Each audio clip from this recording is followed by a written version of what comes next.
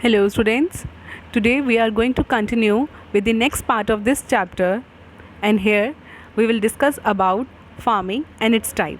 First of all, you need to know that what are the various factors that are responsible for farming.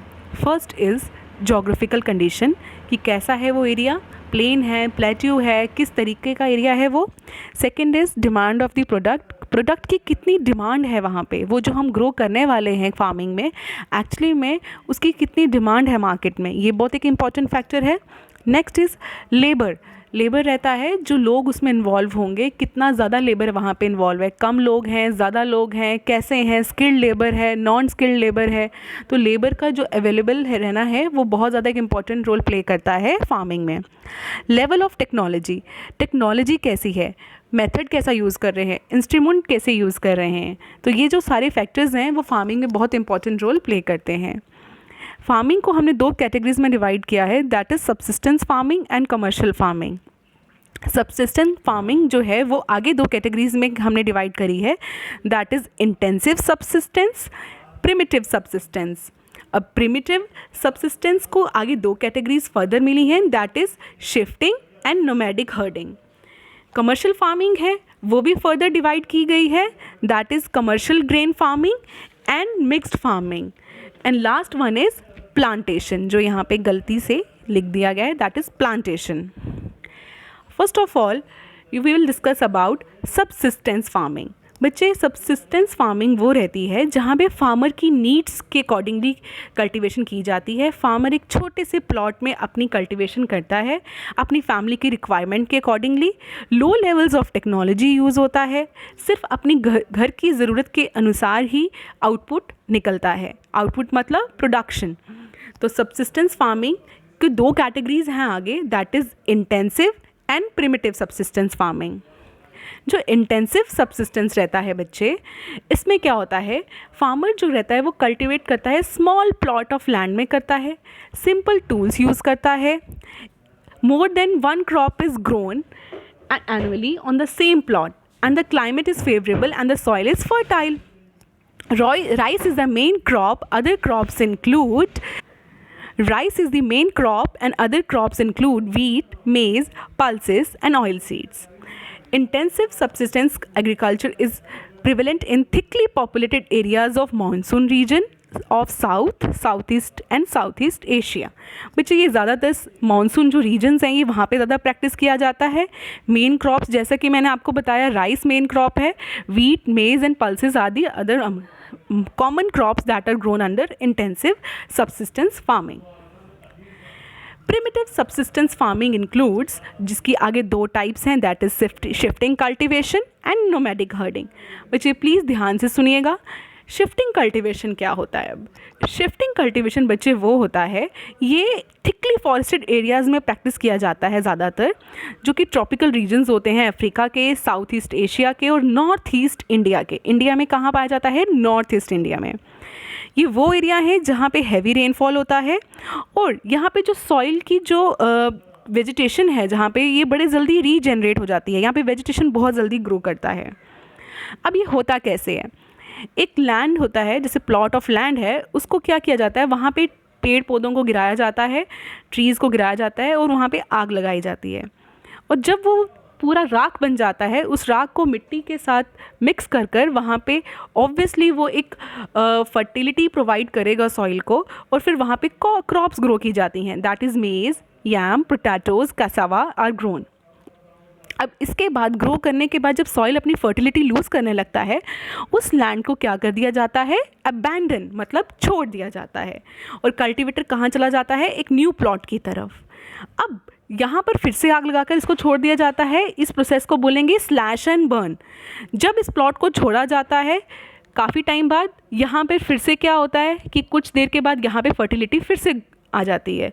इस तरीके से क्या होता है, एक जगह ग्रो किया जाता है, फिर वहाँ पे फर्टिलिटी के लिए छोड़ दिया जाता है, फिर वहाँ पे बर्न करके नेक्स्ट मूव ऑन कर दिया जाता है. इसलिए ये एक साइकिल की तरह काम करता है, where farmers come back to the original place after a couple of years. कुछ सालों के बाद वो वापस उसी लैंड पर आ जाते हैं. इस पूरे प्रोसेस को बोलेंगे शिफ्टिंग कल्टीवेशन. देखिए ये पिक्टोरियल रिप्रेजेंटेशन है।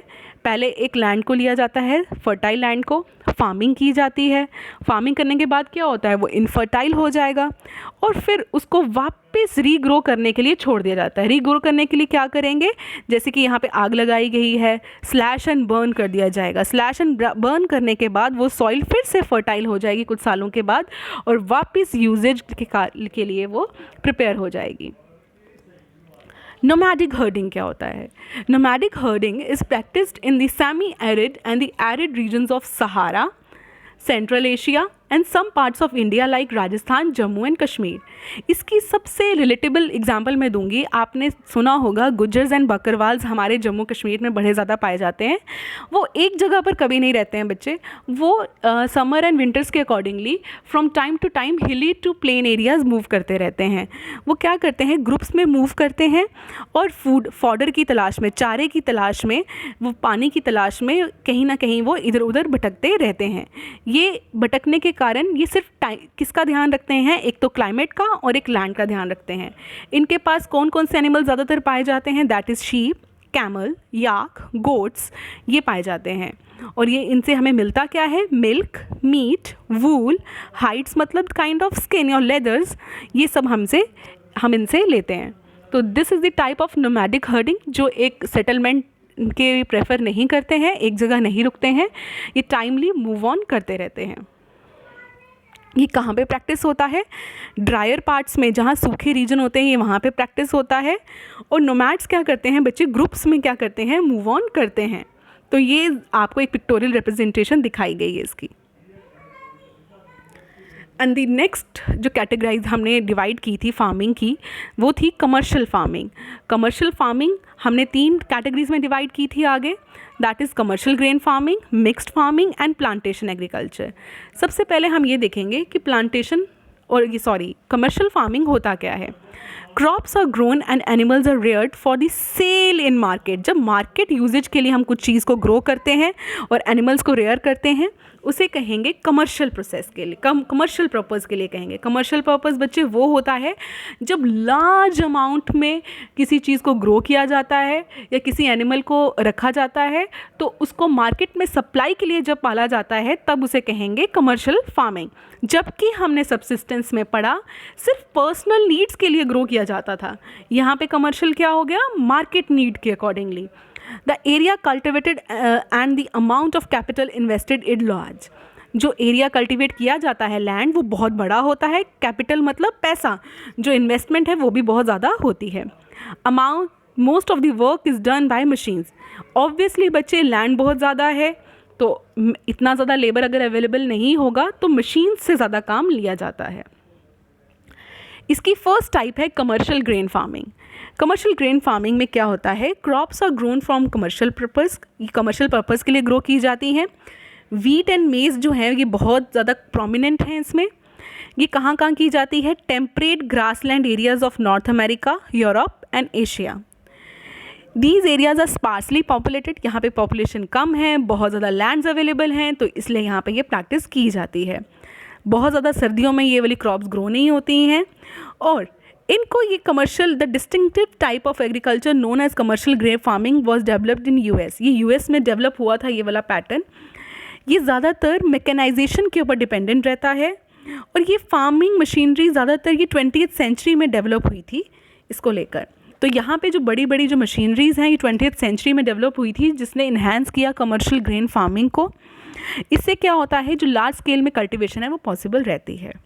अब मिक्स्ड फार्मिंग क्या होता है, in mixed farming the land is used for growing food and fodder crops and rearing livestock. यहाँ पे मिक्स तरीके से यहाँ पे फूड को भी ग्रो किया जाता है, जानवरों के लिए चारा भी ग्रो किया जाता है और जानवरों को भी रखा जाता है। जानवरों में मेरा मतलब है वो वाले एनिमल्स जिनसे हमें मिल्क, मीट, वूल ये सब मिलेगा, उन्हें हम कहेंगे रेयरिंग लाइव स्टॉक की कैटेगरी के अंडर वाले एनिमल्स। ये कहाँ कहाँ पे होता है, Europe, eastern USA, Argentina, south east Australia, New Zealand and south Africa. Mixed farming में क्या होता है, combining of 2 independent agricultural enterprises. मैंने आपको कहा यहाँ पे एक से ज़्यादा कैटेगरीज़ को साथ में लेकर चलते हैं। जैसे कि ग्रो भी करना है, प्लांट्स को भी ग्रो करना है, एनिमल्स को भी रेयर करना है और एनिमल्स के लिए फॉडर को भी ग्रो करना है. A typical case of mixed farming is a combination of dairy farming, dairy product को लिए animals को भी रखना और अपने साथ crops को भी grow करना. तो this is the kind of example that we can relate to the mixed farming. This particular combination of the enterprises support each other और ये farmer को क्या देते हैं, फ़ायदा देते हैं. The cropping system comprises of one or more crops. यहाँ पे हम ये भी देख सकते हैं कि एक से ज़्यादा क्रॉप भी ग्रो करता है फार्मर, और वो किस पैटर्न में ग्रो करता है, sequential, mix cropping, relay cropping. Mix cropping में क्या होता है, 2 और मोर क्रॉप्स को ग्रो करना intermingled on the same land. एक ही लैंड में बच्चे 2-3 क्रॉप्स को अलग अलग पैटर्न में ग्रो करना, उसे मिक्स क्रॉपिंग कहेंगे. तो ये सब किसके अंडर आएगा, मिक्स्ड फार्मिंग के अंडर. अब इसके फ़ायदे क्या हैं बच्चे, इसका फ़ायदा ये है कि हमें इसका जो यील्ड है, जो प्रोडक्शन है, वो बहुत ज़्यादा प्रोडक्शन मिलता है और ये स्टेबिलिटी प्रोवाइड करता है. रिसोर्सेज का एक बेटर यूज़ है. अब यहाँ पे कंट्रोल रहता है वीड, पेस्ट और डिजीज़ के ऊपर. शेल्टर मिलता है, one crop provide shelter to the another. एक जो क्रॉप है वो दूसरे क्रॉप को शेल्टर प्रोवाइड करेगा और इससे सॉइल इरोजन पे बहुत ज़्यादा हद तक कंट्रोल रहता है और स्मॉल फार्मर्स को बहुत ज़्यादा फ़ायदा रहता है इससे. Next is plantation agriculture. Plantation वो टाइप का कमर्शियल फार्मिंग है बच्चे जहाँ पे सिंगल क्रॉप को ग्रो किया जाता है. That include tea, coffee, sugar cane, cashew, rubber, banana और कॉटन. लार्ज अमाउंट में ग्रो किया जाता है तो लेबर भी लगेगा और कैपिटल भी लगेगा. और इस पूरे प्रोसेस में क्या है बच्चे, नियर बाई फैक्ट्रीज़ की भी ज़रूरत पड़ेगी. The development of transport network is essential. Obviously जब हमें यहाँ पे प्लांटेशन ग्रो करनी है, फैक्ट्रीज़ की ज़रूरत पड़ेगी, तो ट्रांसपोर्टेशन भी अच्छा होना चाहिए. होता कहाँ कहाँ है ये, मोस्टली ये rubber in Malaysia, coffee in Brazil, tea in India and Sri Lanka. These are the major plantation sector in various countries. There is a pictorial representation of the coffee plantation, tea plantation, rubber plantation, sugarcane plantation. So today we have discussed about the types of farming in detail, that is subsistence farming and the commercial farming. We have discussed the various types of subsistence and the commercial one also. That's all for today. Thank you, students.